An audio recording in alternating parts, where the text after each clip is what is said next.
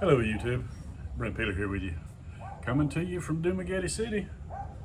Thought I'd make this quick little video so we could talk about the pro-life traveler. That's the hot topic here in the Philippines, so that's what we're going to talk about.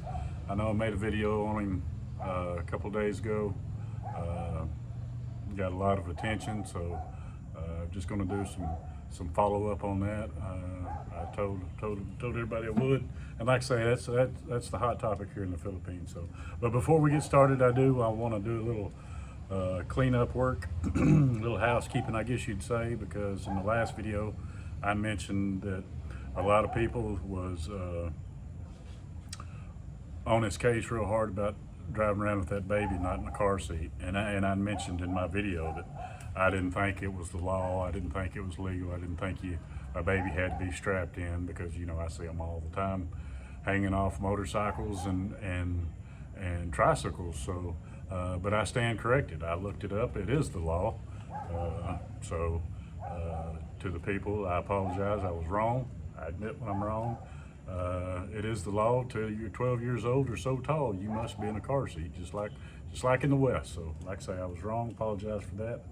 And another thing that I said was in my previous video is that he took a girl out and got her drunk, and then griped and complained that she got drunk. But in all reality, he took her out, and there was a couple other Filipinos there drinking wine or something that supplied the alcohol. It wasn't the pro-life traveler that gave her the alcohol. So stand corrected. And as soon as somebody told me that about the drunk girl, I remembered and thought, you're right. So just wanted to clean that up before we get started. But yeah, it don't look good. It don't look good for the pro-life traveler. Siim, as they call him. He is facing charges on the one. Me and Sharina, I made her watch the video of the cops going and serving the warrant and stuff, and she, because it was in Tagalog or whatever, and she translated it, and she told me for sure that they're charging him with child abuse or child endangerment, something in that neighborhood, and also said that there was a female, a Filipina, that said that he filmed her without consent, might have filmed private areas. That's, like I say, this is Trina translating for me, and because I watched the whole video. Some of it was in English, very little of it, and some of it wasn't. So I have watched a lot of videos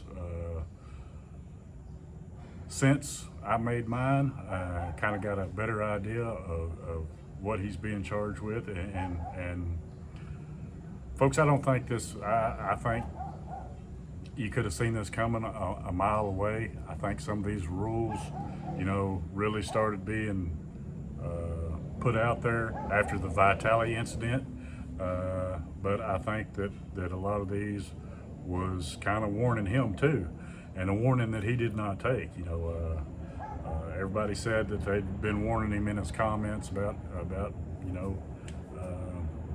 the road he was headed down, and I don't know if it was the money or hey man, money's like I said in the last video, he come over here, didn't have a pot to piss in, and he wound up doing real good for himself. And you can't blame a guy for hustling, trying to make money. And I will give him that. He was a hustler, and he stayed hooked up. And especially the way he did it, it was work to go out and make these videos every day. But at the same time, I'm not taking up for him, because the way he went about it, I thought was totally cringe, totally creepy, and I thought it was probably a matter of time before the laws come, before the walls come tumbling down, if you know what I mean. And just because when they come out with these, I think these laws have been in effect for a long time, just nobody enforced them. But here about 6-8 months ago, the word got back out that, hey, we're fixing to crack down on this. And you've seen you've seen 90% of the YouTubers here in the Philippines kind of change their ways, or not that they was, I should say they just went to trying to follow the rules more, or they were more aware of the rules, because the one I was totally unaware that, you know, about filming in public. You know, nowadays they want you blurring the screens out, and especially women and children, they want you blurring the faces out. So that makes really filming out in public damn near impossible. And but it's the Philippines. It's Philippines rules.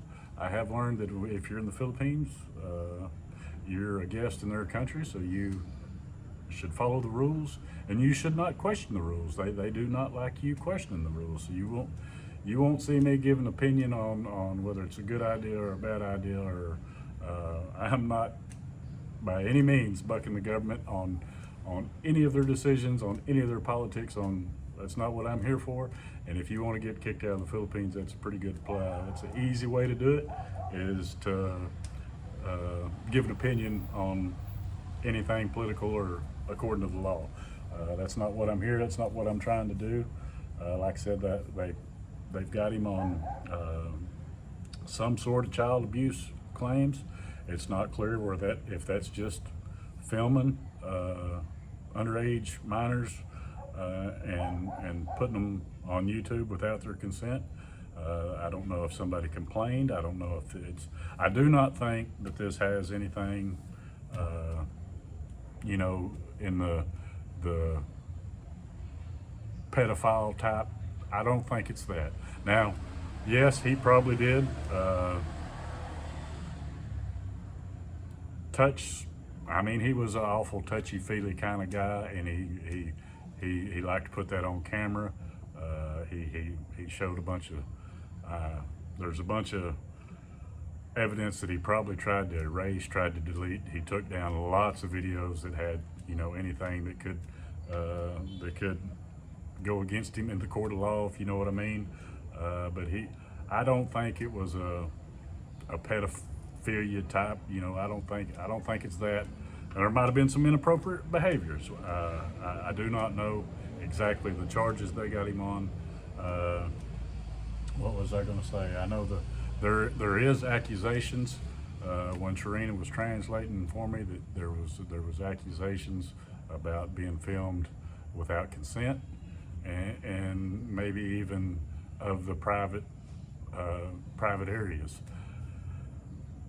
That's what she translated to me on one of the videos. Like I said, was in their language, so and I sat there and kind of watched her react to the videos, and I would stop it, and she would tell me, hey, yeah, well, they've got him doing this, they've got him doing that. And like I say, they did go in there and seize all his electronics, so they're looking for something.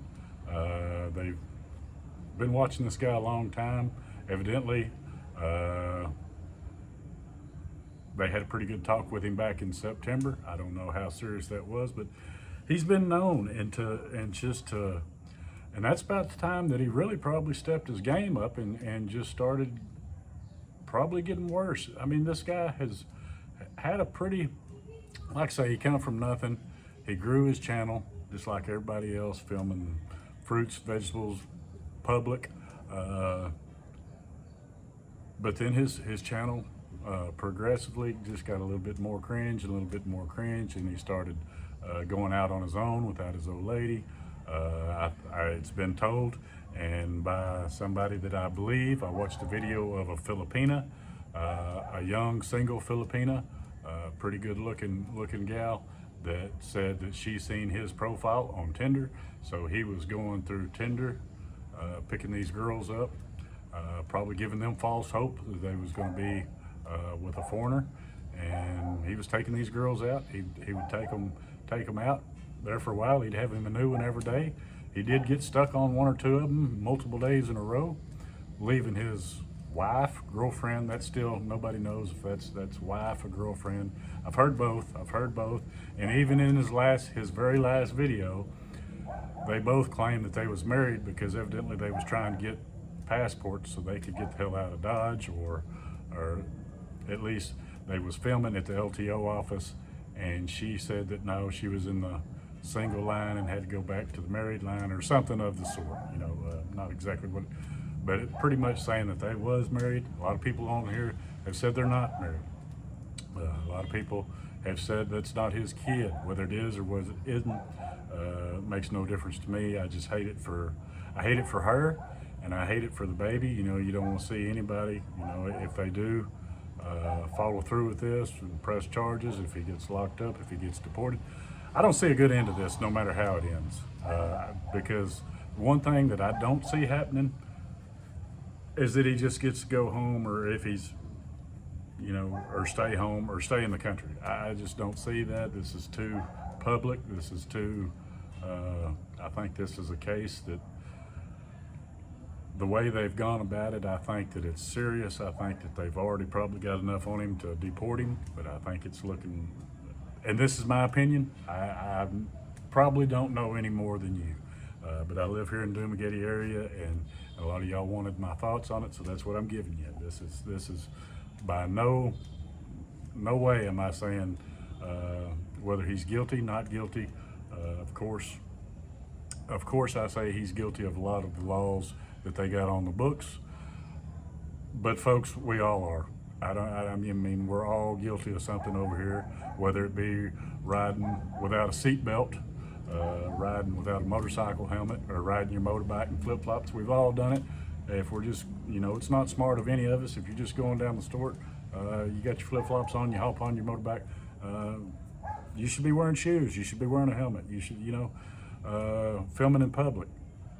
I know that no matter how hard you try, if you film in a public place, in a market or whatever, there's no way, unless your screen is just one big ass blur, that you can blur everybody out. I know I see a bunch of people claiming before their videos, hey, if you see your face or whatever, let me know, I'll take it down. Maybe that's good enough. If it is, hey, let me tell the dog, hey, if you see your face in this video, or if anybody's back there in the alley, you see your face and don't want to be in this video, let me know and I'll blur it out. I don't know if that's good enough or not. I know a lot of people are doing that, trying to follow the law. I get why they're doing it. I just don't know if that's good enough. If you're walking through a market and you accidentally get somebody's face, and the way I read the law, that's anybody, especially women and children. The Philippines is high on protecting children here. You know, I made a video Stephen made a video about, you know, his friend getting locked up for like 3 years just on accusations, and everybody said that's not true, they can't do that, they can't do that. They did do that, and it all goes back to a law, and nobody believed him. Everybody's he's lying, he's not lying. Filipina even got a lawyer and did one with the lawyer that explained it, and it's to protect women and children, and it's a no bailable offense. If you're accused of doing something, you're screwed. You're just screwed. And if a Filipino wants to get dirty with you, and if you want to be over here, be a playboy, you piss the wrong one off, you're screwed. You can be thrown in jail, and it's not something you can get bailed out of. And the court system is so backed up over here, good luck to you. That's all I'm going to tell you. Like I say, I'm no expert on the law over here. I have done some homework, because I do not want to be one of those that does something, one, out of stupidity or by accident. I just don't want to be that guy. I'm gonna have to be honest, I feel a lot safer doing these talking head videos than I like to take y'all out. I like to take you out, show you the market, show you the Philippines, show you the streets, the hustle, the bustle, the beautiful, the beauty, the beaches, the mountains, the waterfalls. I like to see it. But it is going to be so hard to follow these rules. And I think all these rules are here to protect women and children, and they're all here because of some piece of shit made it necessary. They screwed it up. They screwed up a good thing for everybody. Yes, and I think Siim included. I used to watch his videos because he would take us places that I'd never seen before. Like I said, he got more and more disrespectful. So I kind of got off of it, kind of quit watching him, unsubscribed. But I'm normal like anybody else. If I'd see one pop up on his feed, you know, it's different for foreigners and Filipinas. A Filipina, they can be on YouTube damn near naked, you know, in a bikini and blah, blah, blah. Of course we're going to watch. And when when a guy like Siim is going through these slum areas or whatever, it's like seeing a train wreck. You know what, it's going to be bad, but you want to see it anyway. Well, it's kind of the same deal. And I think a lot of his viewers, I guess they just don't know how this YouTube game works. If you don't like somebody, quit watching. That's the basics. That is the worst way that you can get back at somebody that you don't like, is not watching the video. But I guarantee you, if you don't like me, please continue to watch it and leave a thumbs down and comment. The YouTube gods just see that you watch it. They don't care if you like it. They don't care if you leave an ugly comment, a good comment. That's how the algorithms work, folks. You know, if you watch his videos just to tell him, that he needs to put his car seat in the car seat, and grab and tell him that he's, you're just playing into his hand. And he never did answer comments. I mean, I never did that I seen him. I never seen him answer one comments. And after that last video, I see why. I had like 500 comments on that last video. Folks, I'm not even taking up for him, but there's no way he could. I heard that some of his videos was getting a million views. So I can't imagine him even being able to read all the comments. I've heard about these big YouTubers that have to hire people to do their comments.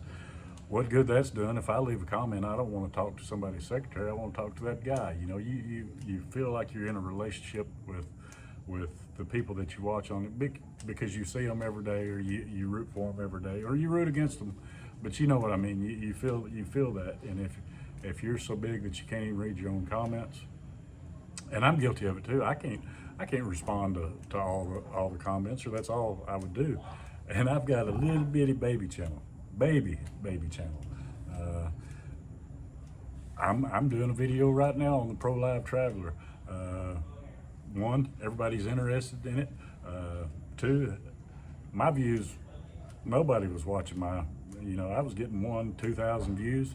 I did a video on him, and I know it's not me, they're wanting information on him. Some people want to see him go down. 90% of the people say they want to see him go down. But hey folks, my daughter's getting married in December. I got to make a little extra money, huh? I've got a baby, another grandbaby due in May. So I'll be going back to the United States for that. All kidding aside, folks.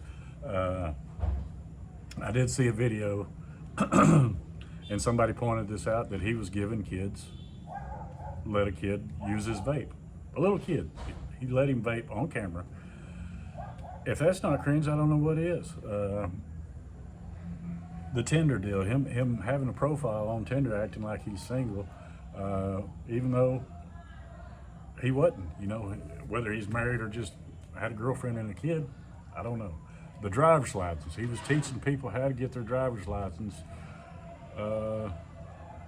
without going through the proper channels, how to get one illegally. And I hope that they, I don't say I hope they do or hope they don't. I hope that he was legally driving when he had his wrecks. I mean, I don't guess it hurts nobody but his, because I think he hit a big old concrete truck or something. Didn't even dent the bumper on the truck, but you know what I mean. Totaled his vehicle. Evidently, he was making a buttload of money because he was getting the views, folks. But he did this to himself. I will say that, because he was warned. He was warned. Everybody I know put up a video about them implementing these rules, or gonna, about no faces in public. And I kind of, we all did. I think we all kind of heard that 6 months ago, and then nothing ever happened, and he never changed, and he just goes through the roof. So you go thinking, well, they must be talking about something else. Well, no, I think they was talking about what everybody thought they was talking about, but he didn't listen. And his channel grew, and nobody else's grew nothing like his.